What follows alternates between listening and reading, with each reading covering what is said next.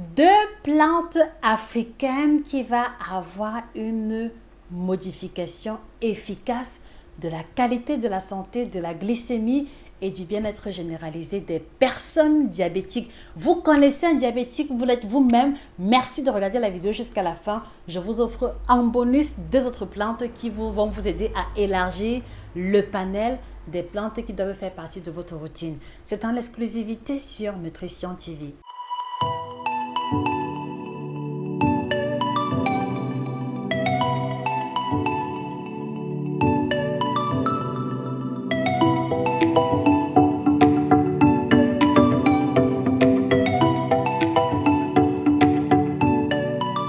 Bonjour à vous fidèles téléspectateurs, je suis Josica, votre spécialiste de l'alimentation tropicale, auteur de 9 ouvrages de nutrition à succès, parmi lesquels le dernier intitulé « Le guide nutritionnel du diabétique », le plus gros ouvrage de notre collection qui met en avant et les aliments et les différences entre les différents types de diabète et surtout l'hygiène de vie globale et 50 astuces, recettes de plats pour vous aider à manger varié, à profiter de la vie sans mettre en danger votre santé. Je vous encourage très cher à vous le procurer sur Amazon, à la FNAC et chez tous nos représentants. Alors, je voudrais commencer par préciser, d'accord, mention d'importance que les plantes que nous allons vous proposer ne remplacent aucunement ni le traitement de l'hôpital, ni les indications de votre médecin.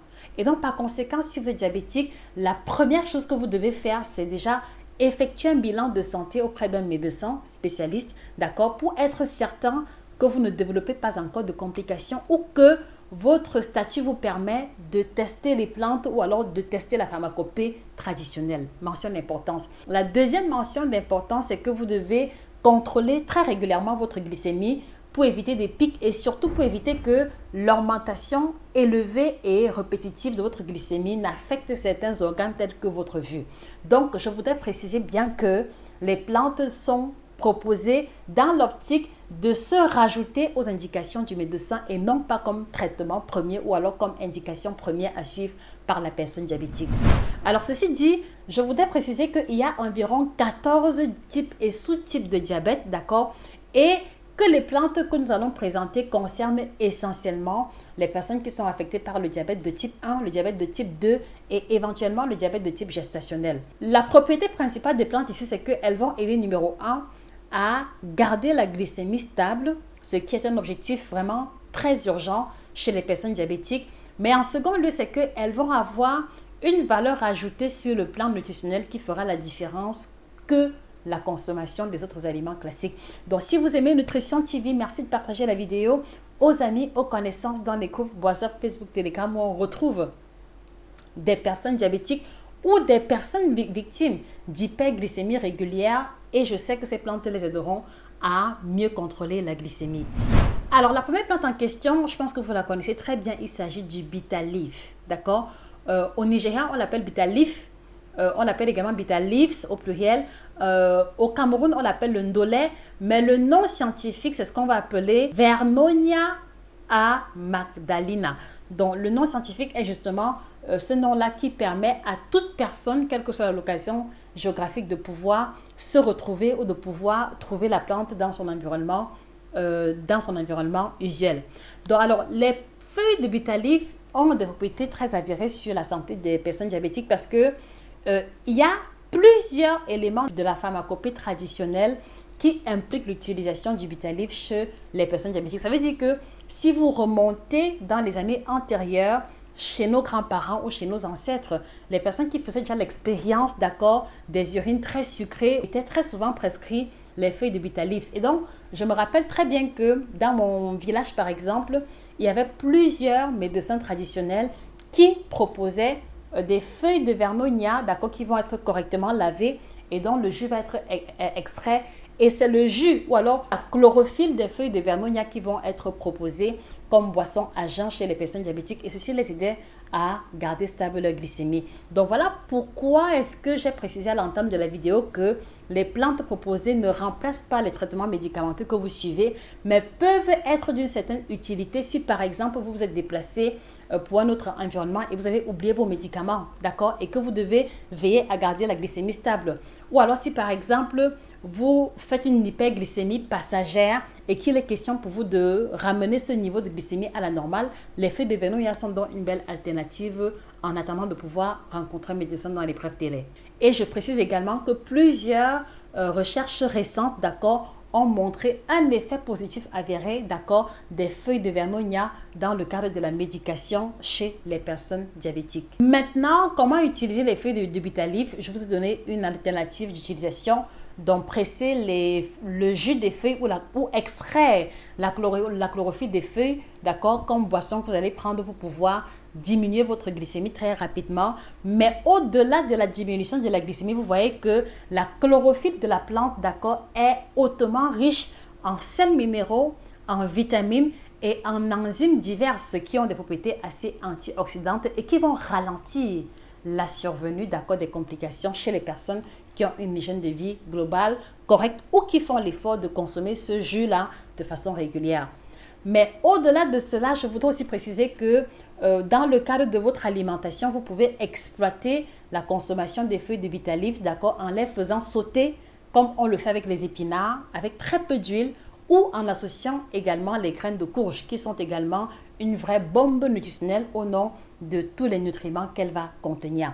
Et donc, très chers diabétiques qui m'écoutez, quelles sont les 3 principales difficultés que vous rencontrez au quotidien en tant que diabétique et ce, quelle que soit la catégorie de diabète qui vous a été diagnostiquée? S'il vous plaît, merci de laisser la réponse en commentaire. Nous voulons produire du contenu qui va vous aider à vous édifier, à vous apporter de la valeur et surtout à vous aider à améliorer votre santé à partir des aliments et des gestes simples du quotidien. Donc, je serai heureuse de vous lire en commentaire. Alors, la deuxième plante qui est très intéressante, il s'agit ici des feuilles de taro, de nom scientifique Colocasia esculenta. Je pense que vous connaissez tous, c'est une feuille qui a un peu la forme du trèfle, d'accord, et qui va avoir un apport très intéressant dans l'alimentation ou la routine alimentaire de la personne diabétique. Et je m'en vais vous expliquer pourquoi. Alors, l'élément très intéressant au niveau du Colocasia esculenta, c'est que ces 2 éléments principaux sont hautement exploitables. Ce qui veut dire que la tubercule de taro, d'accord, et ainsi que les feuilles de macabo sont des éléments qui vont être utiles pour la personne diabétique. Alors, au niveau de la tubercule de taro, c'est très intéressant parce que comparé au manioc, comparé au plantain, comparé au pain, comparé aux pâtes, il va avoir un index glycémique beaucoup plus faible que la majeure partie des compléments, que la majeure partie des féculents classiques. Et en cela, c'est un point de plus qui va faire en sorte que le diabétique pourra avoir comme accompagnement de sa sauce tomate, comme accompagnement de sa viande, comme accompagnement de son bouillon, des tubercules de taro, sans que cela ne conduise systématiquement à une augmentation rapide de la glycémie, tel que cela aurait été le cas par exemple en mangeant les compléments usuels. Et en cela, c'est un atout de taille. Alors, le deuxième élément, c'est que les feuilles de taro sont particulièrement riches en vitamine de complexe B. Et là, on va voir la vitamine B1 qu'on appelle encore la thiamine. Et la vitamine B1 est une vitamine qui est très importante pour le fonctionnement optimal du cerveau et de la mémoire. Et il faut savoir qu'il y a une catégorie de diabète qu'on appelle le diabète de type 3 qui est un peu appelé diabète d'Alzheimer parce que dans ce diabète-là, on va expérimenter ou on va découvrir que les personnes diagnostiquées ont déjà, d'accord, des troubles de fonctionnement cérébraux qui se rapprochent énormément des mêmes manifestations que les personnes atteintes d'Alzheimer. Donc, ça fait qu'une personne qui est prédisposée à expérimenter le diabète de type 3 parce que ses parents ou ses ancêtres ont été diagnostiqués de cette pathologie-là peut déjà optimiser la prévention en faisant une consommation habituelle, régulière et stratégique des feuilles de taro pour optimiser les apports en vitamines de complexe B1. Alors, au-delà de ça, elle va également contenir la riboflavine qui est la vitamine de complexe B2 qui joue à peu près le même rôle que celui de la vitamine B1. Ces feuilles vont contenir la vitamine C, qui est une vitamine antioxydante qui va lutter contre la fatigue, qui va ralentir la dégradation des tissus et qui est une vitamine antioxydante qui va aussi participer de l'assimilation optimale du fer. Donc, une personne qui mange les feuilles de taro et qui est diabétique, d'accord, et qui a une alimentation globale équilibrée, souffrira beaucoup moins de carences en fer ou d'anémie ou de fatigue qu'une personne diabétique qui ne fait pas attention ou qui ne consomme pas les feuilles de taro. Et la vitamine C associée à la vitamine A que l'on retrouve dans les feuilles de taro va donc aider à prévenir ou à maintenir la vue, en bonne santé, puisque vous le savez, à un certain stade, le diabète attaque malheureusement la rétine, d'accord, et certains nerfs optiques. Et c'est pour ça que si vous implémentez votre alimentation en consommant les aliments riches en vitamine A et en vitamine C et en vitamines de complexe B telles que les feuilles de taro, vous allez pouvoir protéger votre rétine et avoir plus de chances d'avoir une vue en meilleure santé qu'un diabétique classique qui n'aura pas fait attention. Et autre argument d'importance, les feuilles de taro contiennent beaucoup plus de fer que dans le manioc, que dans le riz ou que dans d'autres féculents classiques. Donc voilà en ce qui concerne les feuilles de taro.